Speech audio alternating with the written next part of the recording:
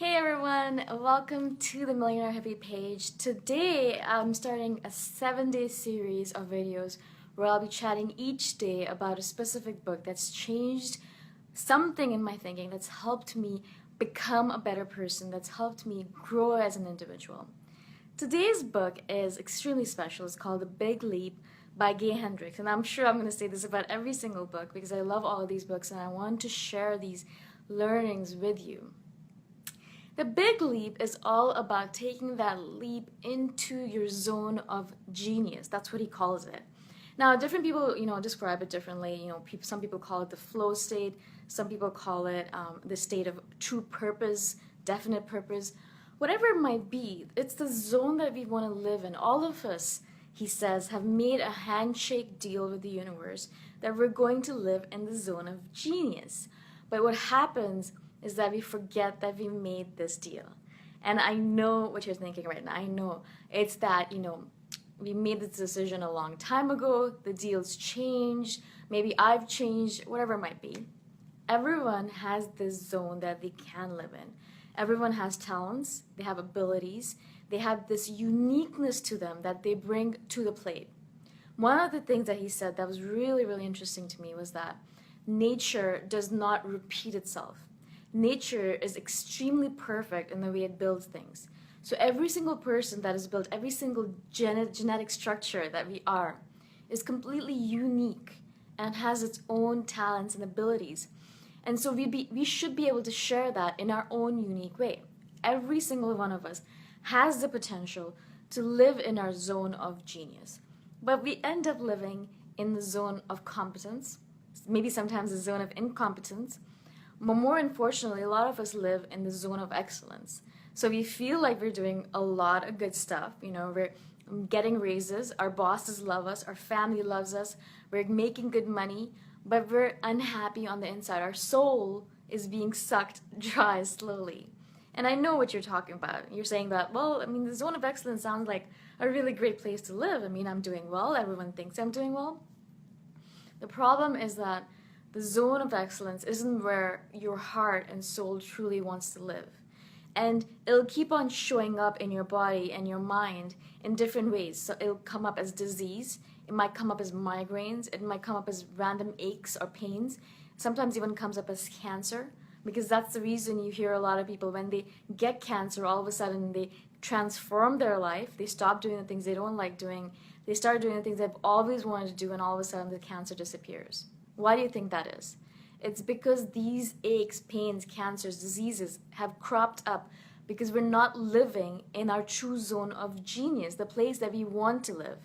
And a lot of times the zone of genius is going to be something that is going to be completely misunderstood by the people around you.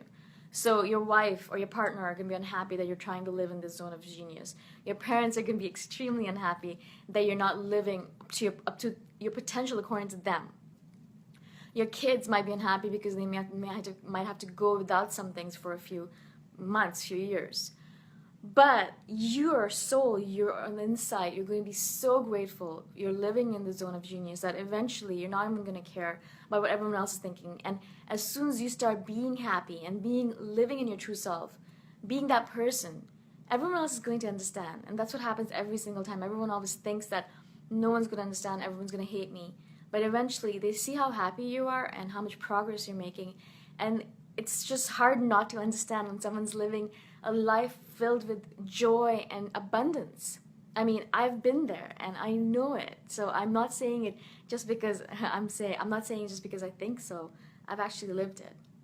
So the first thing, like I said, he talks about the zone of genius, and I think I've harped on enough. But the second thing that he speaks about is the upper limit problem. And this was brilliant, and I really want to share it with you guys. What he says is that most of us, we have a thermostat. We have a thermostat on how happy we can be. We have a thermostat on how much love we can get. We have a thermostat on how much money we should be making. We have a thermostat on how successful we can be. We basically have these limits that we've set for ourselves. And as soon as we hit those limits, as soon as the thermostat is hit, as soon as the thermostat in your home is hit, it switches on. So if it gets really cold, the heater will switch on. If it gets too warm, the AC will come on. The same thing in our bodies and our minds. As soon as we start hitting that upper limit, so we start becoming too successful in our business, or we start making too much money according to us, according to that limit, if we start getting too much love in our relationships, if we're feeling too connected to the people around us, whatever the limit might be, if we started to hit it, we start sabotaging ourselves. And that is so important for you to know, especially as an entrepreneur, because you will do that to yourself.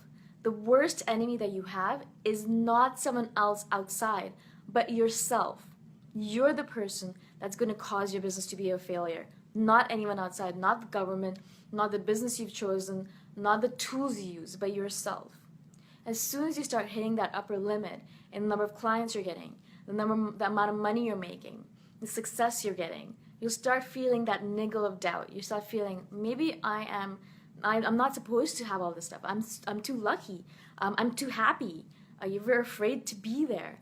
And we start coming back down. We start hitting that upper limit and going below by sabotaging ourselves. That's so important for you to know, because it's an unconscious thing. It happens unconsciously. It's a scary thing. It means that it's happening. It might be happening right now with you. And that's crazy, right? I mean, if you're not aware of it, then that's a little bit scary. What he says, though, is that one of the main ways you can figure out if you're hitting an upper limit problem is worry. There's two kinds of worries. There's one worry that you can worry about something and you can actually do something about it, so you can change the outcome of it. That's the good kind of worry, because you can actually make a difference. The second kind of worry is the bad kind of worry. It's the kind of worry where you worry incessantly about something, but you can't actually do anything about it. And it's a completely useless kind of worry. And that is when you know that you're hitting an upper limit in your life. You're hitting the ULP, he calls it, the upper limit problem. So as soon as you start hitting the upper limit problem, you'll start worrying. You'll start getting fear in your body. You'll start sabotaging yourself. You'll start fighting with the people around you, the loved ones. You'll start doing all these things that are going to cause drama in your life, just as a means of distraction, because you don't want to realize that you're hitting the upper limit. You don't want to go beyond it, or you're afraid to go beyond it. So that means as soon as you start worrying about something, you can actually instantaneously be like, am I hitting an upper limit for myself right now? Ask that question to yourself. And if you are, you can consciously become aware that you are hitting an upper limit and stop yourself. You stop worrying, you're hitting an upper limit, become aware of what that upper limit is, and start working on it. And that's brilliant. I love that, because it's so useful. As soon as you hit your upper limit, instead of sabotaging yourself, you can come back down to earth and be like, okay, I am sabotaging myself. I hit an upper limit. I'm going to deal with it in the proper adult manner. I'm going to make sure that I don't do this to myself. I am worthy of the success. The universe is abundant and wants to give me more and more every single day. I'm going to keep at it more and more and more every day. So you won't hit that upper limit. Or if you do, you're going to be able to go beyond it. And that's what all mindset is all about. You know, as soon as you hit that limit, you're able to go beyond it and above it. And that is where successful people live. They live above their upper limits. They keep on hitting it, but they keep on going beyond it. Because you're going to plateau, and you have to keep on going beyond it in order to be successful. The third and final thing that he talks about that I found really useful, there's so much good stuff in this book, so I totally recommend you read it. But the third thing that I found was so useful was breathing. Now he says that fear and excitement are both the same side of the puzzle. They're both, parts of the coin, or if you say both sides of the coin. What he's saying is that fear and excitement manifest in your body physiologically in a similar manner. But what we do when we get fearful and we feel fear is that we stop breathing, we hold our breath, we hold our bodies, we close ourselves off. When you feel excitement, we're open ourselves, we're so excited, we're open and happy and abundant and graceful and grateful. So what he's saying is that when you feel fear, don't hold your breath. Start breathing really, really deeply in order to transform that fear into excitement. And that I thought was brilliant, because it's such an easy way to look at it. Instead of feeling fear, you're going to start feeling excitement, and that excitement will drive you to do more and more with your time, with your day, with whatever you're doing. Instead of hitting that upper limit and feeling fear and, crumbling into the ground, you're actually going to grow and become and evolve into that human being, that person who lives in their zone of genius that you want to. So these are the three things that I thought were brilliant from this book. I mean, there's gems all throughout the book. If you guys have time, you should definitely get a chance. If you get a chance, read the book. It's called The Big Leap by Hendricks, and it's absolutely amazing. I hope that you guys enjoyed this video. I hope that you learned a couple of things from it. If you guys learned something, please share this with your friends or family members on your Facebook page or profile so that other people can learn from it as well, and we can all grow as a group. The more we grow as a group, the better this world is going to become. If you guys are interested, you can also join my free Facebook group, The Millionaire Hippie. And if not, I'll talk to you guys tomorrow. Tomorrow I'll be talking about the book, The Power of Habit. Another amazing book. I hope that you guys enjoyed this broadcast. My name is Shikha, and I'll talk to you guys tomorrow. Bye for now.